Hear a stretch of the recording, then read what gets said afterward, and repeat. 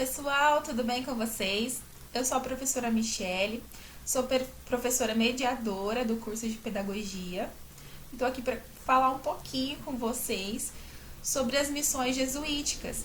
As missões jesuíticas, pessoal, foi uma tentativa da coroa portuguesa lá no período de colonização do nosso país, em 1549. Foi uma tentativa da coroa portuguesa de quê? De dominação do território. Ou seja, eles queriam catequizar e instruir os índios porque eles não aceitavam a cultura indígena, né, como sendo uma cultura oficial, digamos assim. Então, os índios, para eles, deveriam ser catequizados porque eles acreditavam no quê? Os índios acreditavam em vários deuses, né? Eles tinham a cultura deles, mas a cultura portuguesa não, era aquela cultura do cristianismo, né? Então, não era valorizado e não era aceito que o índio fosse politeísta, né? Então, com isso, os portugueses, os jesuítas, perdão, da Companhia de Jesus, vieram ao Brasil em 1549, justamente com esse intuito de catequizar e instruir os índios, os nativos que nós falamos, na instrução elementar, ler, escrever e contar, certo? Por quê? Porque Portugal queria dominar o território, queria conquistar cada vez mais espaço e ele precisava ter o índio ao seu favor, porque era o índio que conhecia aquele território. E estando ao favor de Portugal, então seria muito mais fácil essa questão da colonização, certo? Então, por onde que os jesuítas começaram? Eles começaram com as missões jesuíticas. O que eram essas missões? Eram uma espécie de aldeias, né, umas vilas, em que existiam a casa dos padres e a casa dos índios, né? Que eram pequenas casinhas rudimentares, certo? E dentro dessa missão, esse espaço, eles tinham a igreja, eles tinham o colégio ou escola jesuítica, e ali era feito a instrução e catequização dos índios. Eu tive a felicidade de conhecer algumas missões no sul do nosso país e na Argentina, né? Porque os jesuítas eles vieram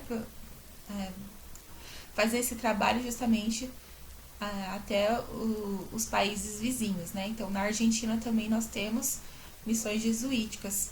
Uma das missões que eu conheci que está mais preservada, vamos dizer assim, é a missão de Santo Inácio Mini, que fica em Misiones, na Argentina. Ela fica próxima à divisa com o Brasil.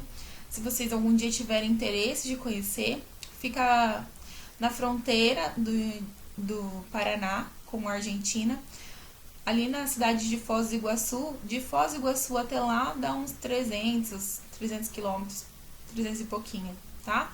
Então, umas 3, 4 horas de viagem ali de Foz do Iguaçu, tá bom? Foz do Iguaçu, Paraná, até Santo Inácio. E depois ali na região tem outras missões, a missão de Santa Ana, só que hoje ela não está tão preservada quanto a de Santo Inácio.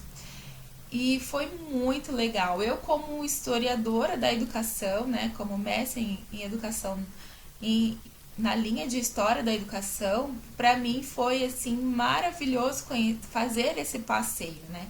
Então eu pude conhecer um pouquinho de como era esse espaço físico. Era para nós assim é um lugar até pequeno, mas para a época era um lugar muito grande.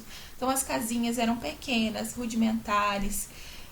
Você ainda tem as ruínas da igreja, são as mais preservadas. Dá para ver até o chão, né? Como que era o chãozinho. Tem também um cemitério indígena. Ao lado da igreja ficava um cemitério. E do outro lado da igreja ficava o espaço do colégio, o colégio jesuíta, né? Então é muito interessante. Quem tiver a oportunidade, vá, conheça. explore, né, essa história da educação que está tão viva, né, a história da nossa colonização, muito legal. Então, dentro das missões não aconteciam isso. Os índios moravam ali juntamente com os padres e eles eram então tinham a prática da religião católica e também a rotina no colégio, né? Então, você vai ter espaços para crianças, espaço para os homens, espaço para as mulheres, tudo bem separadinho. Então, quando você visita, faz essa visita, o guia vai te acompanhando e vai te falando como é que eram, né, esses espaços, para que eles serviam. E é muito interessante, tá bom? Só que as missões, elas tiveram um final assim trágico, né?